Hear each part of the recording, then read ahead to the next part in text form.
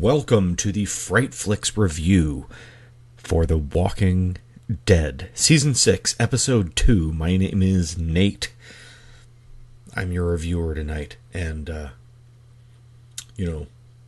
may be at a loss for words time and again, because this is a review of this episode. It's also a reaction, which I just finished watching a few minutes ago, and before I get into specifics, before I get into rating the episode on the scale of 1 out of 10, comparing it to last week's, whatever, let me just start off with a general blanket assessment of the show. Holy shit. The season premiere last week was, I thought, great. I thought it was a 9 out of 10. It was an amazing episode. And it had a great cliffhanger ending, with just thousands of zombies pouring towards Alexandria. I expected this episode to pick up right there, but oh no, it doesn't. It picks up a few hours before, and it starts out a little slow. We get a lot of Carol. That's one of the best things about this episode, is we get a lot of Carol. But it picks up a little bit before. Instead of being thrown headlong into the incredible action I was anticipating, no, we take a few steps back, and we do a little character work with one of my favorite characters, Carol. A couple of little things of housekeeping before I plunge into the review. This week's episode is called JSS. It was directed by Jennifer Lynch, who is notably the daughter of director David Lynch, who you might have heard of. He's got a couple of movies that are awesome, and I'm understating things because David Lynch is, I'm a huge fan of horror movies. He's not a horror movie director. He's the scariest non-horror movie director out there. His daughter has really started to develop on her own as a talented filmmaker, one who is able to generate a lot of tension, a lot of suspense, and that is fully on display in tonight's episode, where I've seen a lot of the things she's directed in the past. I can say that of everything I've seen directed by Jennifer Lynch, tonight's episode is the single best thing she has done yet. So let me tell you what this episode doesn't have, to illustrate not only how deep this show's bench of characters is, but how strong and how confident the show is. Because what the show doesn't have is star Rick Grimes.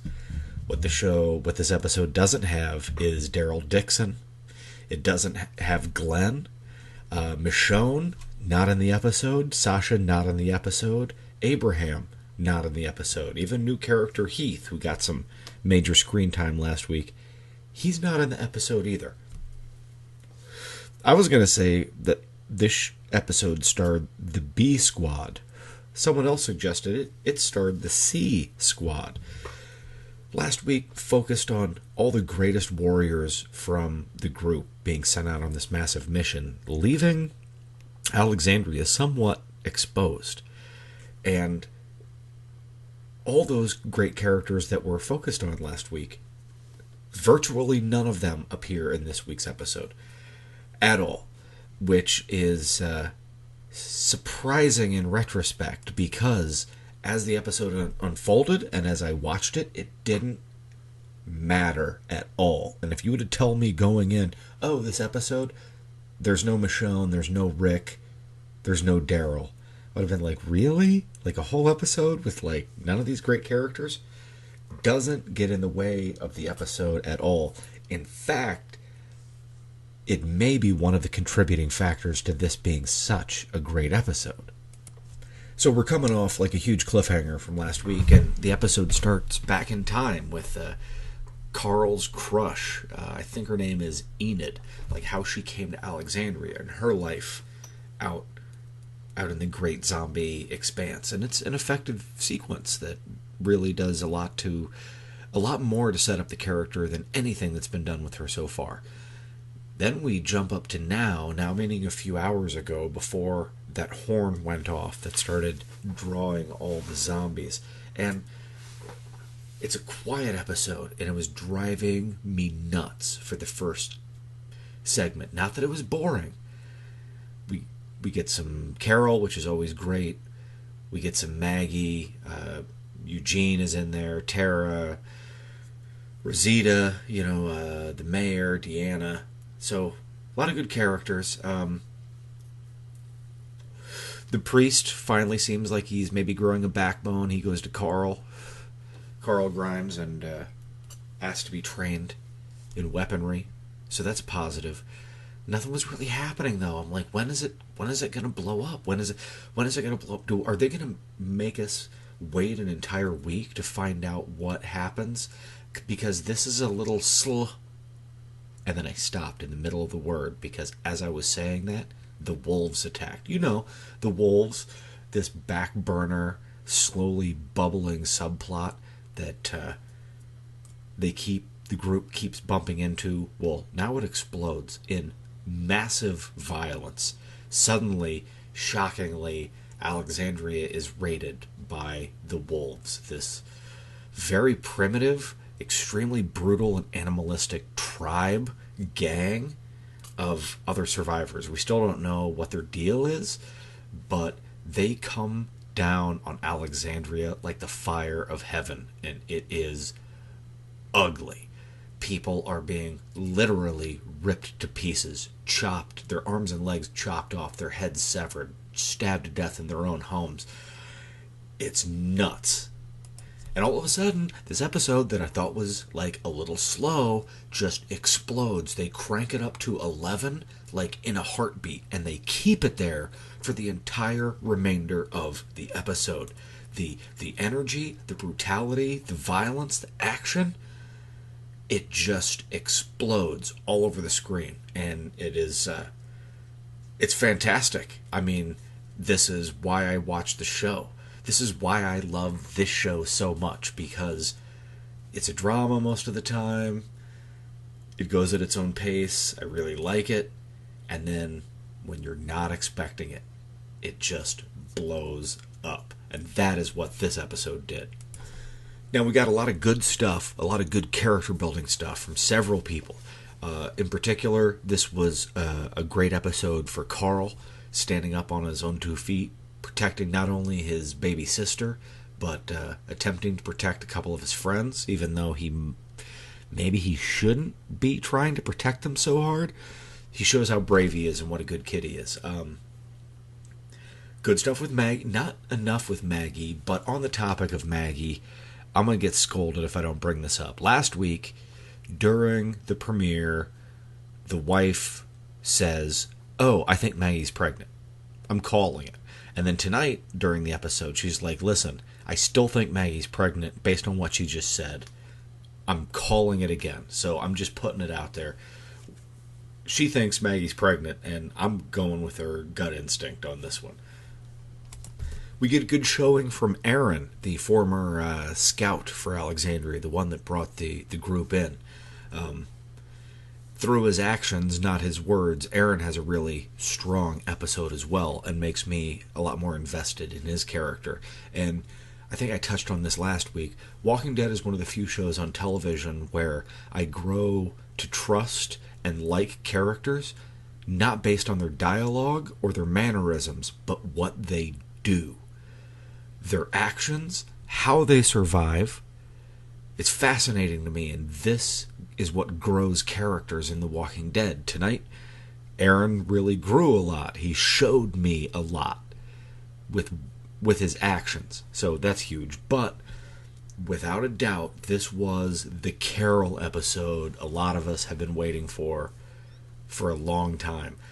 We get a lot of spotlight on her early in the episode, before everything blows up, where she is still in deep cover as just like your typical housefrau.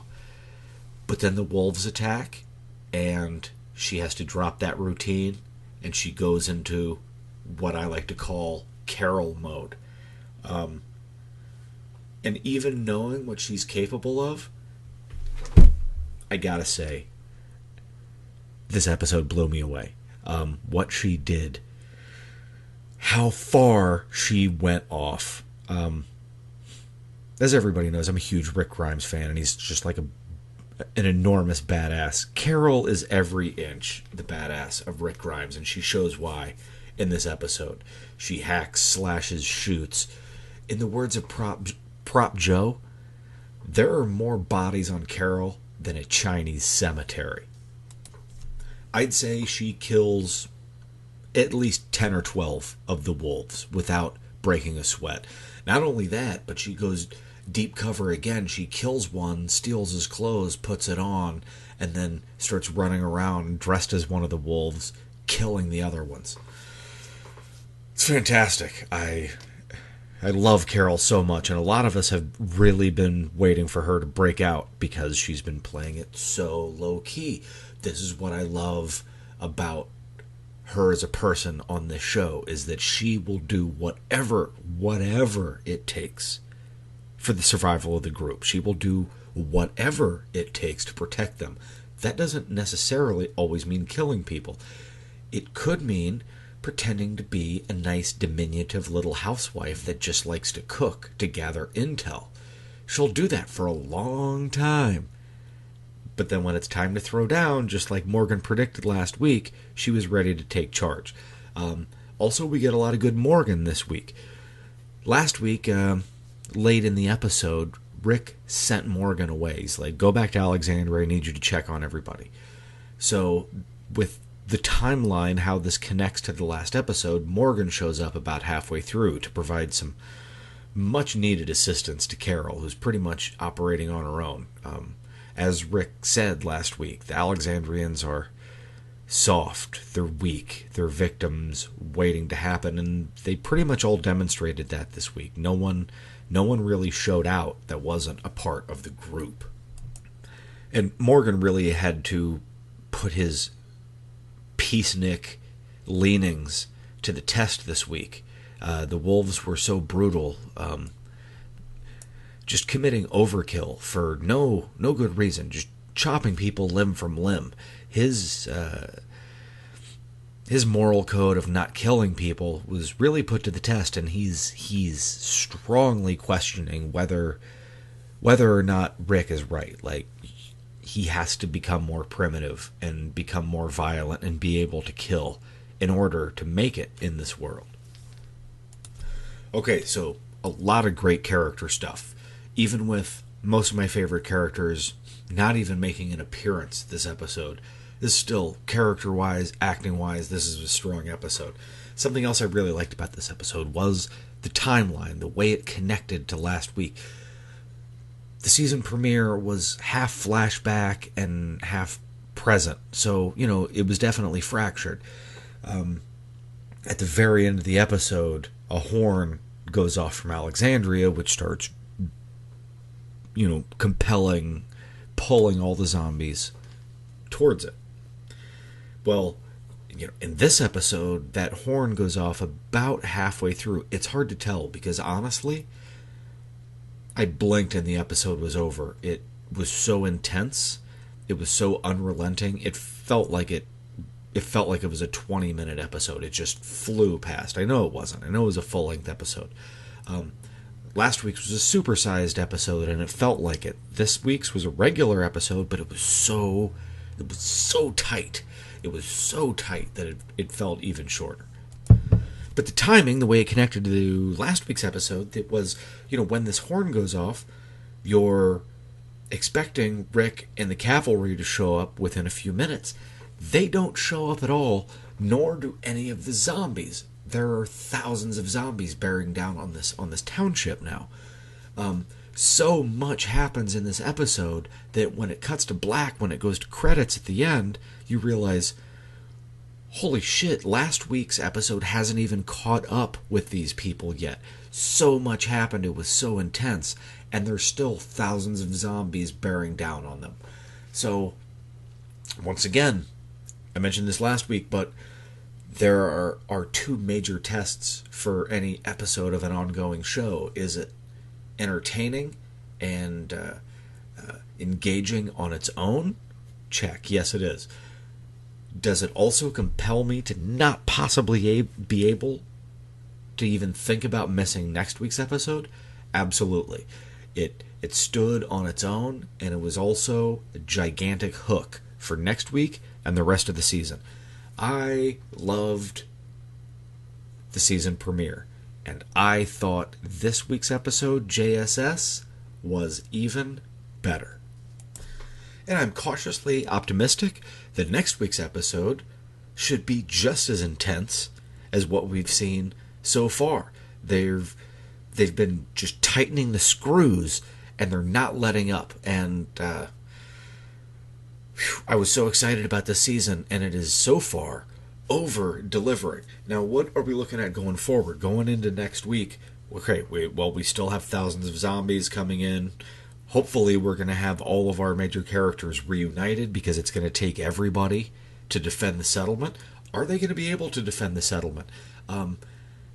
Furthermore, tonight, when the wolves attacked, the good guys ultimately drove out the bad guys, but in such a way that it was obviously part one. This was the wolves attack part one. They will be back.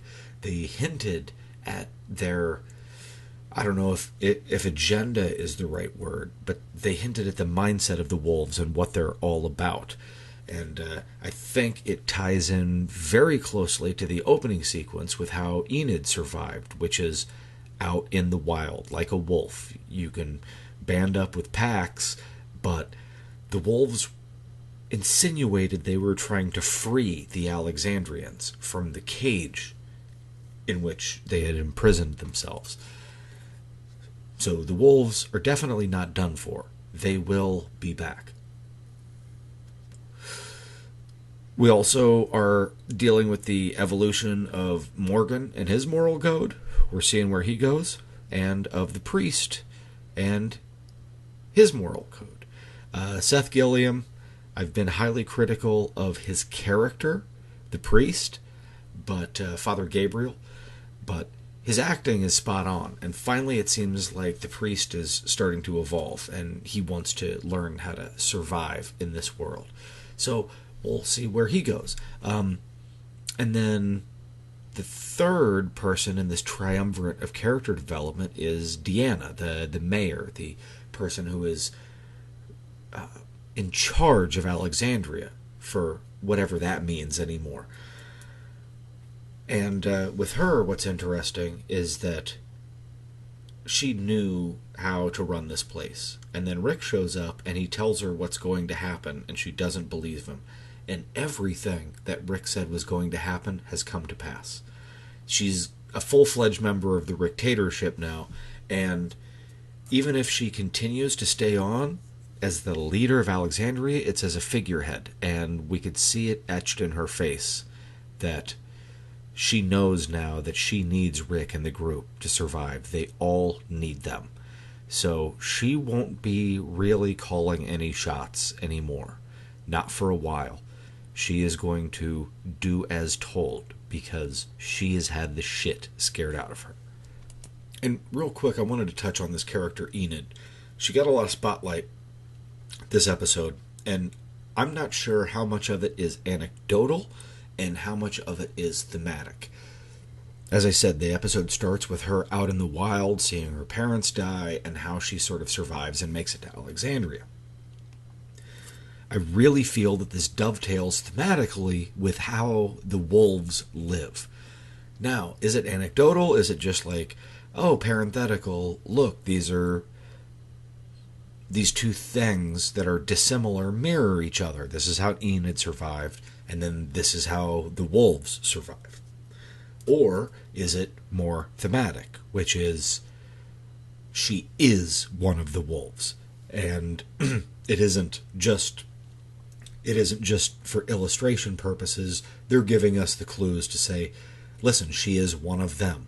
We know from last season that she regularly scales the walls and leaves the settlement to go out and do whatever. It is a very logical jump that she has been working with them the entire time and feeding them information leading up to this attack. Carl certainly doesn't see it. I'm not sure if I'm supposed to see it. I'm just reading too much into it. So And I'm definitely saying maybe, maybe not. I'm not saying for sure I think she's part of the Wolves. She definitely may be in league with them. Even if she isn't, she definitely understands their mindset and how they think.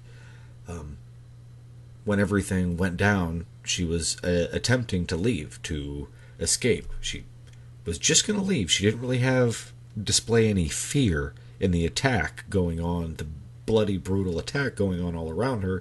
She just said, "Well, I'm going to leave because this place is too big to defend."